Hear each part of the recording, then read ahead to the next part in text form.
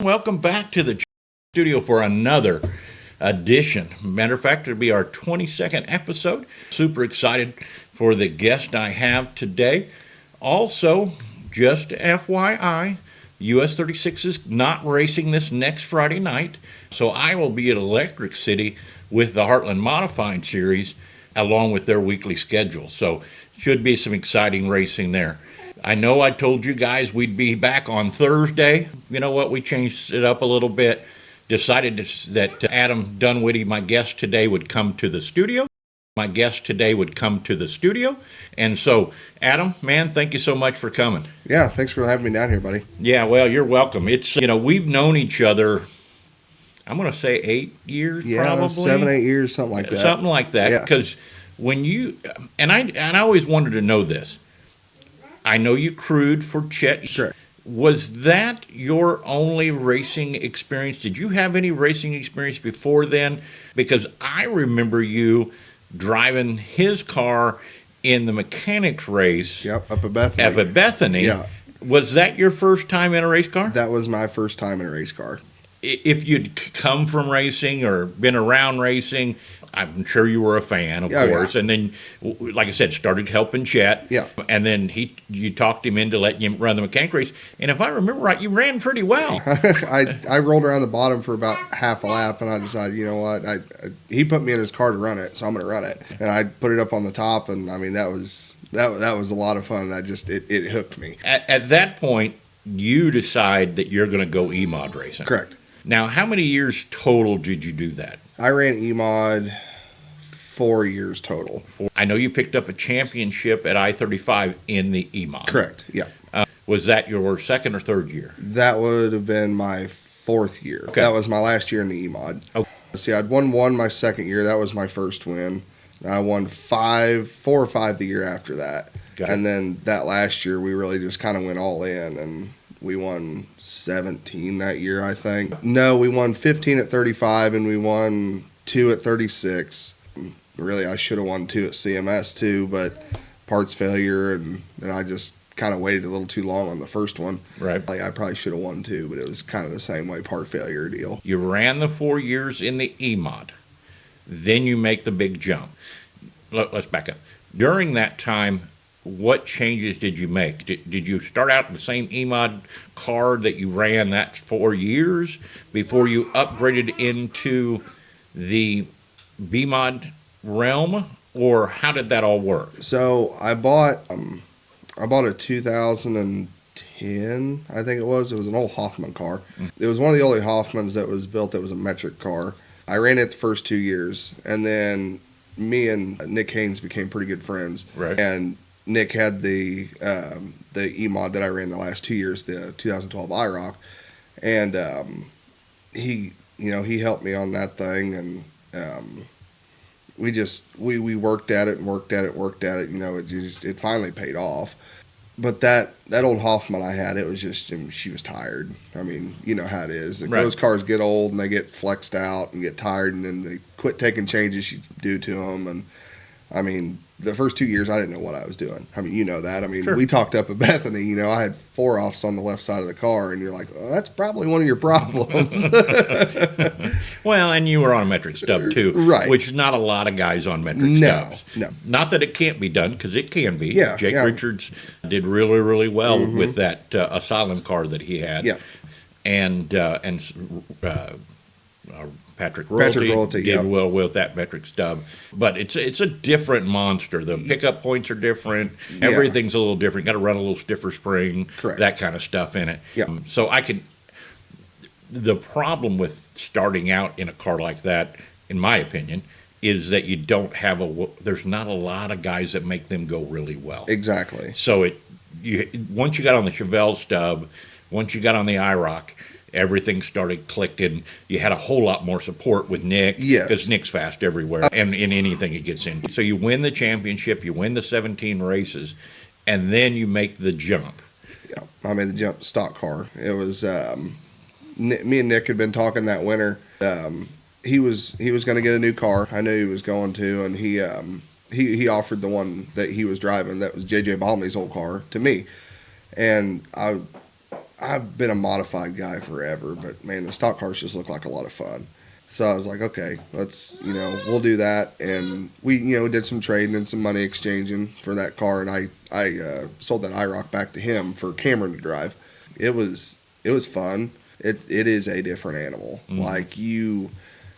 I was searching for the J bar, if that makes sense. I was searching for the side bite. So, but I can only imagine. I've never drove a stock car, even though I've always wanted to. But I imagine they lack the side bite that you're used to in a modified. They do, man. That right side. Yeah, like really on entry. Like it just feels real, like if you're on a really stiff right rear or something, you feel real skatey on entry, kind of. Gotcha. And then, like I said, you can adjust it out of it to where you can at least grab it center off, but I just couldn't. I couldn't ever do it. I was like, you know what? And then Cole Moore had that HBJ for sale, and we had a really bad night, and it was one of those things where I was like, we're gonna go back to the modifieds. They're my bread and butter. They're what I like. So then we bought that HBJ, and I can't remember. I think we won 4 or 5 races that year too in that HBJ car. The HBJ builds are nice cars. Yes, and their tech support is very, very good. Yeah, spot on for sure. Yeah, hands down, some of the best guys to work with when it comes to that. Ethan and Luke are awesome, especially as somewhat new driver. Correct. They're a wealth of knowledge. Yes, he can play with those cars. That bottom row, he can play with anything on that bottom row. I'm sure.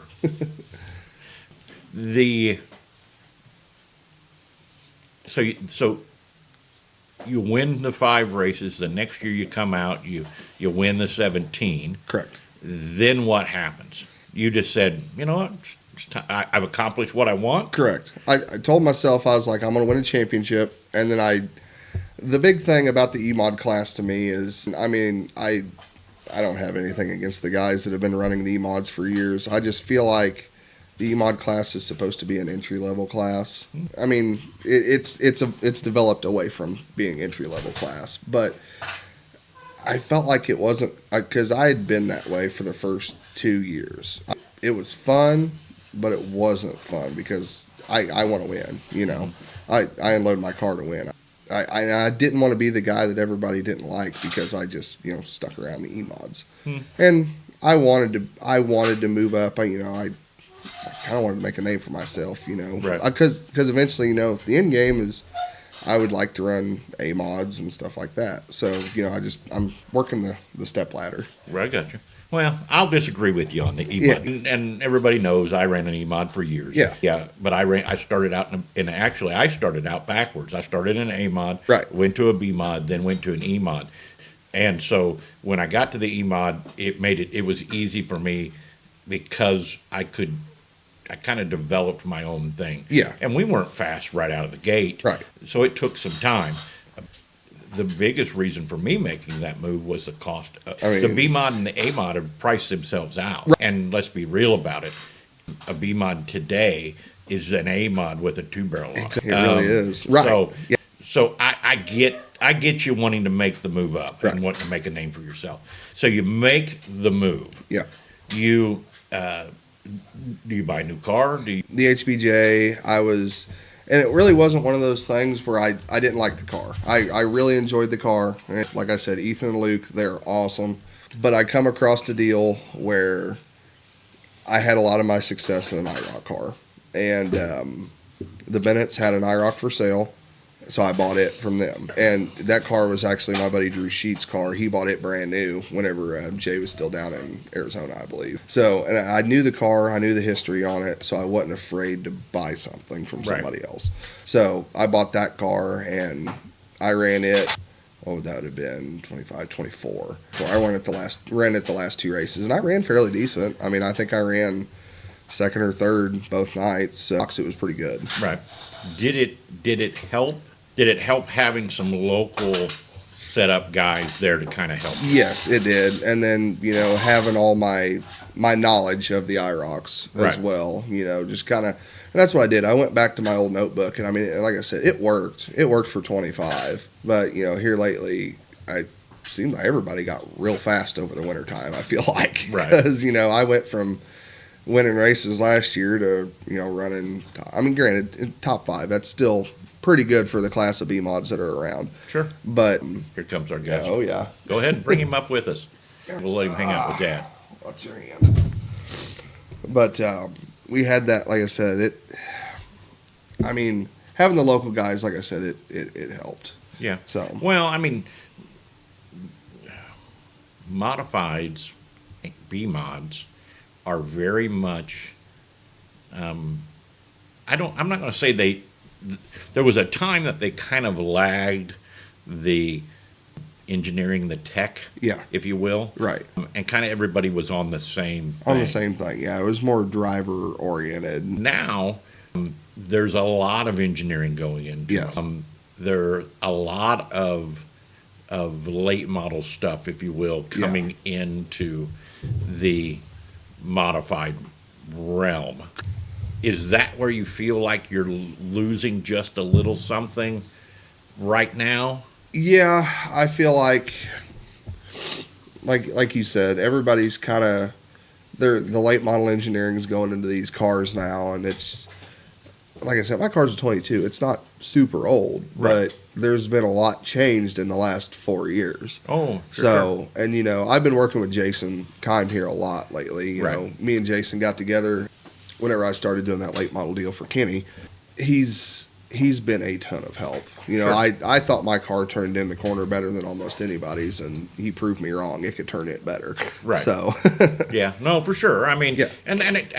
it's funny how it seems like once you get that outsider looking in, yeah, there's a lot that can be learned. yeah, And I have to commend you because I tell racers this all the time.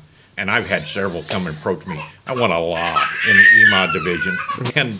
And with that, so I had a lot of people since I've retired coming, hey, what about this? What about this? And my first thing is, if you're listening to 5 people, it's not worth it. Yeah, I'm not your guy. yeah, If you want to listen to me and listen to me only, I'll get you there. right.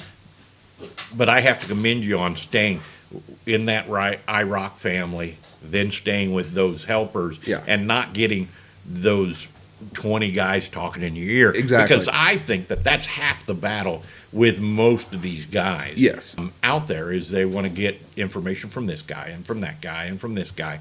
And don't get me wrong, I'm not saying any of them are bad information. Right. It's just there's 25 different ways to skin a cat. Exactly. So how this guy is doing it compared to this guy, Yeah. 2 different things. Now you start trying this guy's, and now you're out to left field. Yeah. Yeah. And then you're running 15th. Like, what? I just changed one thing. Yeah, exactly. So make the move. First year in a B mod, how did that go?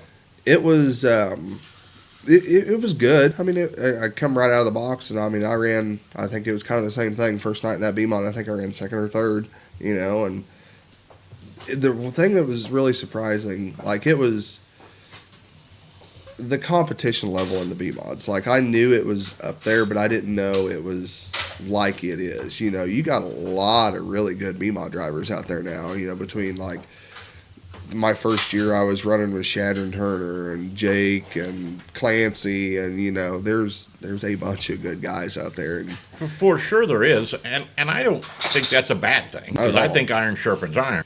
And to be able to get out of the box and run with them is pretty impressive, which definitely shows your wheelcraft, if you will, Yeah. or your racecraft, if you will. Yeah. And so I like that about it. Yeah. If I'm being honest, I don't like that we have an E mod, a B mod, and an A mod. I'm the same way.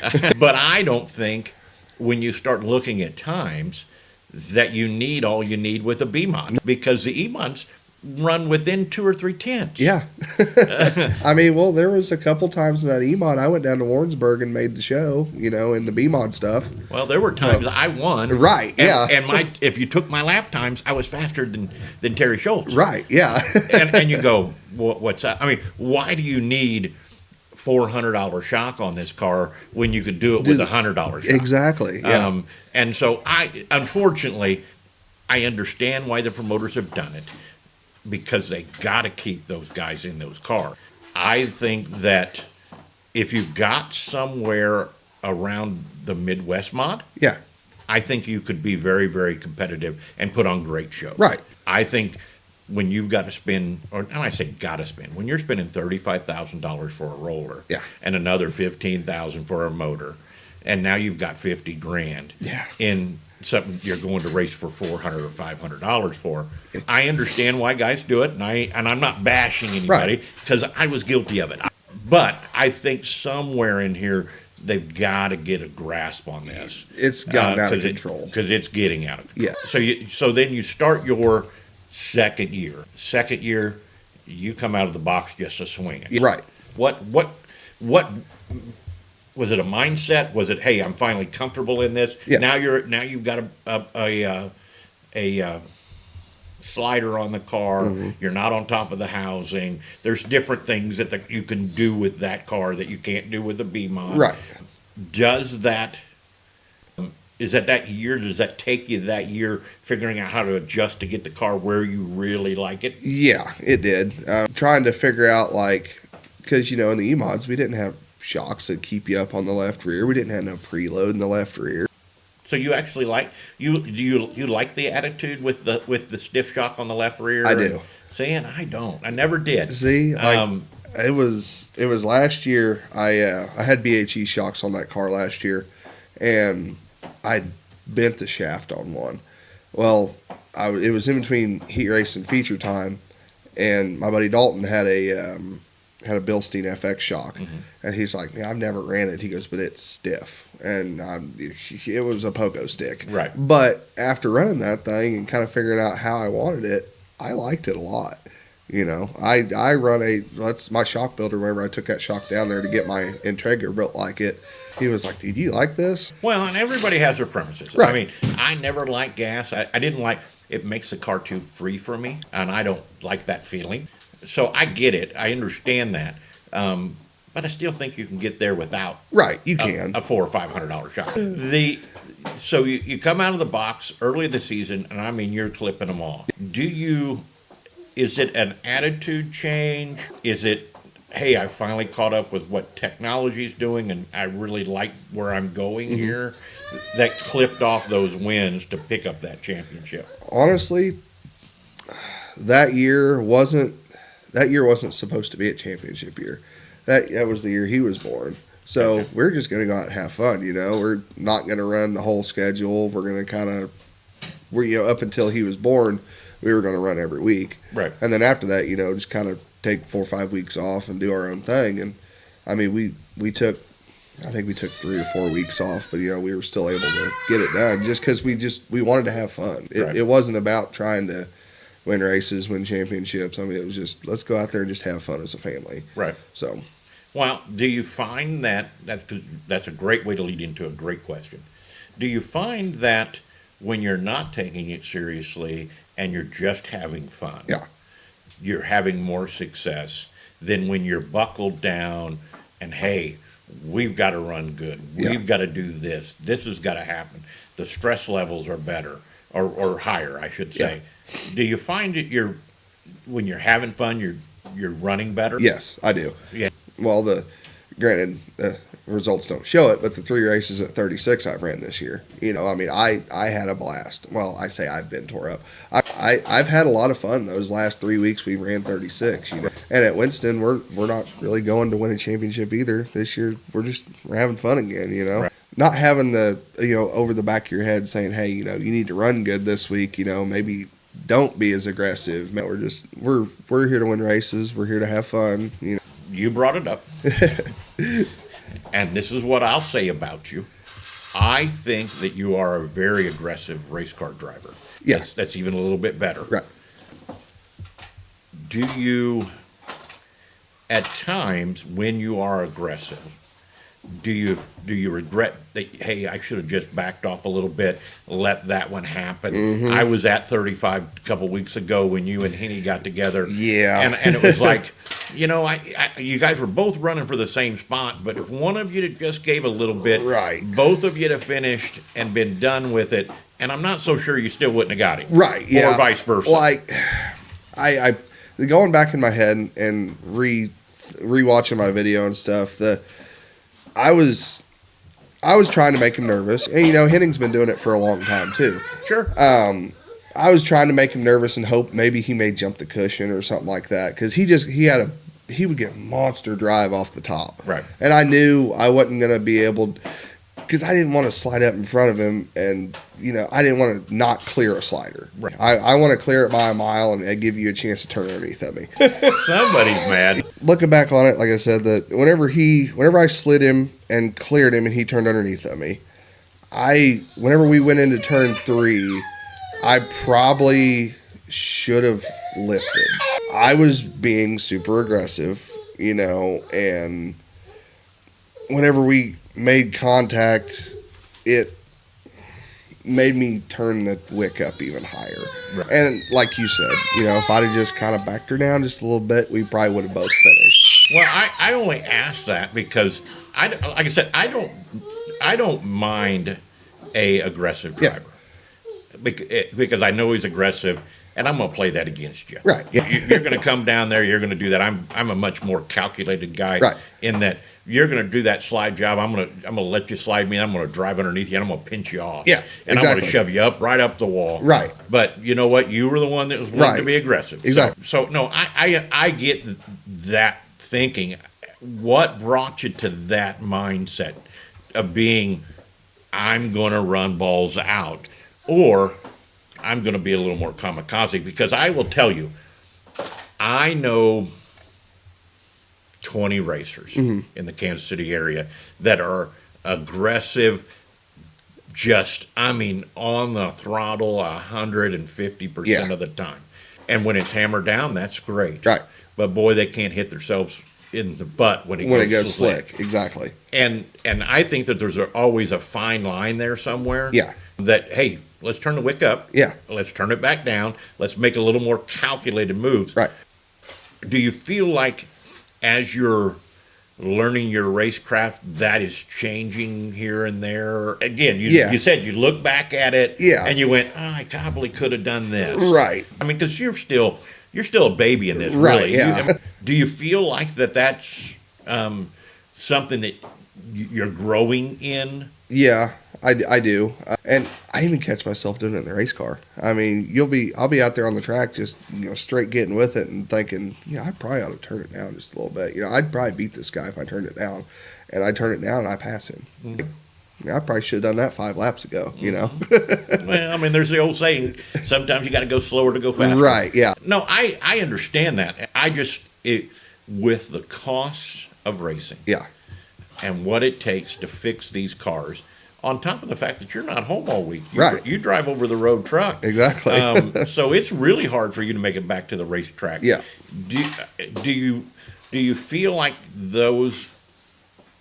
that you're making better decisions because of that? Because hey, I've got X amount of time that I can get this car ready to be competitive. And so I need to be a little bit better behind the wheel. Do you see that happening now? I do. Like we were talking about the whole Henning deal. Like, whenever me and him were running hard, and I don't have anything against Kyle. I mean, me and Kyle were racing hard. It was a racing deal. Looking back on it, it should have just, like I said, turned her down a little bit because, like I said, I've only got 1 or 2 days a week for me to be able to work on this car. Right. And the cost of, that wreck right there, hell, it cost me $600-700 to put the car back together. Mm-hmm. I want to be aggressive. I want to put a show on for the fans. I'm like when you had Jack Wagner on here a couple weeks ago or whenever it was. He's a race fan, and that's why I am too. I want to see, I want to see some racing. I'm not having this conversation with Andy or Adam because I'm trying to change it. Right. I enjoy and like going and watching, and when we raced together, I knew that was you as a race car driver. So for me, I just knew that that's what it was going to be. And I'm okay with that. Right. And it does put on a great show. Again, just kind of saying, if you can find that medium, you might even be better than you think. Yeah. The good guy, the really good guys have those moments. If you think I haven't seen Chad Clancy be aggressive, I've seen, or Steven Clancy, or Tim Carrick, or any of those guys. Chad Turner. But somewhere in the middle, they find They find their happy medium. or where they can just finesse a little bit. Yeah. If that makes sense. Yeah. And so I was just wondering if you felt like you were starting to grow in that aspect a little bit. I feel like I am. I Okay. feel like I'm working in that direction, because I'm even last Friday night at 36 in the heat race. If that had been me last year, I'd have just been wide open around the top, and I don't think I'd have went anywhere. I moved up 4 spots, and I was just I was happy about it. Right. Like, okay, nothing got tore up. I made some headway. Let's change the subject for a Okay. minute. Been to 35, Mhm. been to 36, been to Valley, Electric City, Lakeside. The only place I haven't been is Central Missouri Speedway, and it's just my schedule had Yeah, allowed me. I do too. Yeah, because that place is so much fun. I've seen a lot, we've had a lot of rain. Yeah. And I only ask this because I've been venturing out. Mm-hmm. I went to Red Hill Speedway in southern Illinois here with the MRA guys. Yeah. Racetrack had a little character too. Mm-hmm.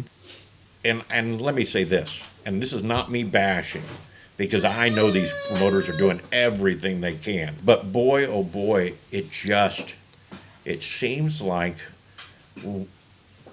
the racing's just not been as good because of some of the character.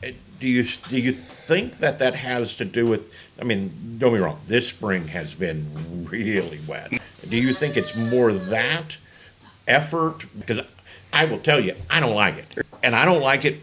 I didn't like it when I was racing. I don't like it now, even though at times character makes really good racing. Yeah, right. So promoters could do a better job with that. And don't get me wrong, I think these guys are doing everything they can. Do you think that there's more that could be done? Man, I really don't know, because I'm like you. I think they're doing everything they can, and with it being as wet as it is this year, sheep's foot the hell out of it. It's the only bad thing I can say. I mean, I'm with you. Yeah. And I think there are some that are doing that. There are some that aren't. Right. There's some that are. I'll give you a perfect example. We had all that rain. It was super smooth. Had a couple little spots in it, but I know for a fact that Electric City didn't put that much water down. Right. And they brought a mister out and misted to keep the dust down. Yeah. And the racetrack was pretty solid. Yeah. And slick. Yeah. Where you'll see other racetracks, and I'm not pointing out any one in particular. Right. They're going to put their 9 loads of water on, And that's it. after we've had Yeah. 2.5 inches of rain, and then we're going to try to beat it in and try to get it working. Right. And it goes back to the mindset of, have you ever been to Springfield? Yeah. Jerry does a great job. Oh, Jerry. Yeah. He does a great job. Yes. And I know he works all week on that racetrack. But come Saturday night, it goes slick, and he missed that thing All night long. Yeah. And that's kind of what Electric City did. And I thought it brought out some really good Yeah. racing. And again, this is not me bashing promoters. Yeah. Because I think they're doing everything they can. I Correct. really do. But I think somewhere you got to get a kind of a mindset change. Yeah. Especially when we're having the spring that we're having. Right. And that maybe we need to rethink how we're approaching this. Even though I know these guys have been working that track for 20 years. Right.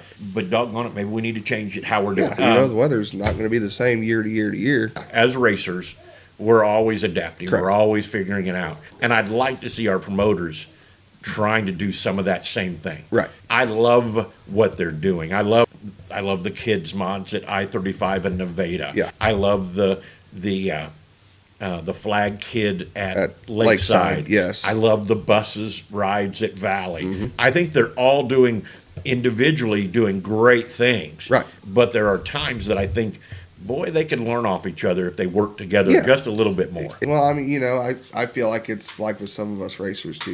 Us racers, we butt heads from time to time and don't really like each other sometimes. But I don't know if that's the way the promoters are like too. But I'm like you. If everybody would work together, Yeah. there could be a lot of really good racing around here. I mean, and don't get me wrong, Well, we've got good racing, Oh. but it could be better. And that's my point. My Yeah. point is we used to have 100 car counts Yeah. every week. Right. There are a few racetracks that are getting Right. those upper levels. But there's also racetracks that are only getting, 40, 50. Right. And so I'm outsider looking in. Part of me has to think, are they working together? Are they not working together? Right. We've seen this big move in the E-Mod and the Pure Stocks. I love the Pure Stocks are finally sanctioned and finally everybody trying to bring them together. Yeah. Even though you still got several tracks that haven't done that, but you have Right. Electric City 35 and 36 that have all decided to go USRA hobby Right. stock, which I think is great. Yeah, I think that's really good for them and the driver. And the driver. Because the drivers, I don't think a lot of them probably realize because they were down in the non-sanctioned class. They get a points payout at the end of the year if they, for their track points. So, Well, but it's just like the E-Mods. I'm going to say it. I complained and complained and complained when they went Mocan. Yeah. Because they were forcing us to change Yeah. certain things, and I didn't feel like we were the class that needed to be changing. Right. But I liked how they worked together. Right. So that, again, perfect example, this weekend, we have 36 and Valley are about the only ones that ran this weekend. Yeah. Where when we get all on the same page, it makes for better car counts everywhere. Right. And brings them together just a little bit. Yeah. Well, that's like the E-Mod Midwest mod deal. Like Warrensburg let us E-Mods run with the Midwest mods down there. But then you got some other tracks that don't, they don't want the Midwest mods running with the E-Mods. But my point of view, I went down to Warrensburg and I beat I don't know how many Midwest mods in my E-Mod. I mean, they had nice shocks, slider, real nice transmission. Right. But I feel like that they're pretty close together. But When we rephrase that, I think they're much closer together now that they've allowed E85 in. Before E85 with the E-Mod was allowed, I ran with those guys, and there were 3 or 4 of them that were I didn't have anything for them. Right. And I had some of the best stuff out there. right. And so I agree with you. I think it's much, much closer Yes. now. But I'm in that same boat. I don't know why. Put 25, 30 pounds of lead in front of the mid plate if it's that big a deal. Yeah. But then in the same token, every E-Mod should have a quick change in it anyway. Yeah, So- spend $500-$600 on a gear just to go race somewhere else when you could spend $60-$70 on a set of quick change gears. I think I heard Mike Higley one time tell me that there are 2 things that every race car should have: a full containment seat and a quick change. Well, let's talk about that championship year. You clip up all these wins, you get to the end of the season, and here you are, champion. No, I really didn't. I mean, I didn't think it would happen that soon. My 4th year in, I didn't think I was going to be a track champion, and the Go Parts deal too. I won those 2, and it was like whenever I did it, because mathematically I won the championship before October even started. I didn't even really believe it whenever I got the trophy. Sure. Because it was, like I said, it was one of those things where I didn't think I'd do it that soon. Right.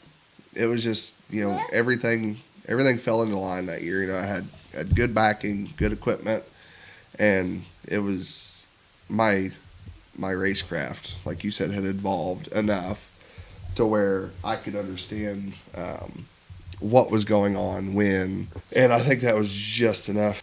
I think I was good enough to get it done. I'm the person that I criticize myself more than anybody. She'll tell you I beat myself up about stupid stuff I've done on the racetrack, and she'll tell me about it. But Right. I'm very, very hard on myself. Sure. I know everybody's not perfect, but I want to be as close to perfect as I can get. I got you. So I got you. Well, hey, let's take a break. And I mean, I know you guys haven't been married that long. You knew he was a race car driver beforehand, but what's it like being a racing wife? I mean, it's not bad. I mean, it wasn't bad whenever we first got together, but whenever Watson came in, it was a little different because I can't do as much as I used to. Right. Thankfully, we have help now. yeah, I got you. Well, how it's a good example, and you talked about it a little bit. How much has it changed now that Watson's here, and your job's changed. You're on the road. Mom's home all week. You've got some help. It sounds like now. Yeah. How different has it made racing for you guys? I feel like it's just made racing completely different because he's now walking. He's Walking, Crawling. talking. Yeah. into everything. Sure. And so he goes out to the shop by himself. And then if my mom takes Watson or something, then I do it. Oh yeah, because I wouldn't have raced Friday night if it wasn't for her. I Gotcha. mean, I was gone Wednesday, Thursday, and I got back on Friday. You got And back on Friday I at had 8 I had something. most of the stuff done on the car, but I mean, Right. she still needed to do tires, wash it, change oil, change transmission fluid. I mean, and she did all that stuff, and she even took the car to the track because I didn't get to the track till 8 o'clock. Wow. So I mean, I did not know that. Yeah. So you loaded the car, changed the oil, changed the transmission fluid. Wow, you got to keep her. So what you're telling me is you're not one of those grandstand princesses. No, I can't. No, I just feel like I'm out of like the loop. Like if he needs something changed, or like he's like, okay, well, do I need to change this on the gear, or do I need to change this bar? He always asks me. yeah, because she's the one that doesn't let me get myself out in left field. Like Gotcha. I could be thinking of something that like we had worked 5 years ago, but it doesn't work anymore. Well, a lot of times it's just having that person Yeah. that said, okay, you can make one change. Mhm. What change can you not live without? Yeah, And so I'm sure she balances that for you. correct. Yeah, that's huge. Yeah. Is it, if Watson wants to, are you going to become a racing family? I would. I mean, if that's something that he wants to do, I'm going to support anything he wants to do. I'm not going to tell him, well, just because Dad races and it's a lot of money, I'm not going to tell you you can't. Because first week he was born, We like were as soon as we got out of the hospital, we Yes. had him on a Wednesday. We were at the track that Saturday. And he loves it. Rides with me in the race car. Right. But that's what it should be. Exactly. There's things he'll learn. There's things he will learn out in that shop that he can apply to life that'll make him a better person. And that's kind of moving back to our original question about did I grow up in the racing thing? I did. My dad didn't race. I'm first generation racer, but Dad was a crew guy for I don't know if I don't know if you've been around here long enough or not, but Marty Pope. Yeah, Marty Pope, and then Terry Van Trump, he still Yep. races. So that's kind of where I started to get a little bit of a bug. Yeah, so. that makes a little more sense. I moved here in '06. I get a lot of the. Well, do you remember the I-7? That deal? episode you did with JD Green, that was really, really good. Yeah. Like, I'd heard about Old Lakeside, but I was kind of like you. I didn't really know anything about it. Right.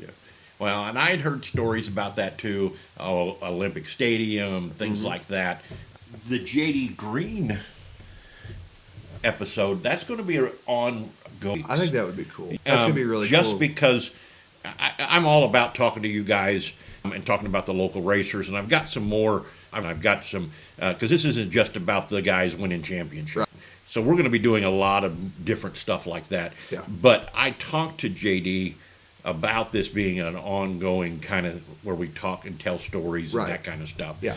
So I'm excited about that. Yeah, that's really cool. I'm a big history person. I love Me too. history, and not knowing a lot about the past racing stuff here in Yeah. Kansas City, I want to learn more about that. Yeah, I agree, and I think it's just cool. And JD couldn't be a better, Oh. being around for as long as he's been. And I've sat down. I did an interview with Tom Charles, a short one at the racetrack, Yeah. because I like doing those shorts. Right. But anyway, who do you got to thank that makes all this happen besides the wife changing the oil? Oh, buddy, I got number one. I got my guy Alex, Yeah. my crew guy. He actually moved here from Colorado, and he just randomly one day, just out of the blue, I didn't know who he was. He just messaged me on Facebook. He's like, "Hey man, I see you got a race car. We need any help?" And I told Shelby, I was like, "That's kind of strange. You don't get that every day." Right. And we did our background check, our background checking on him. Right. And I mean, Alex is awesome. That kid wants to learn.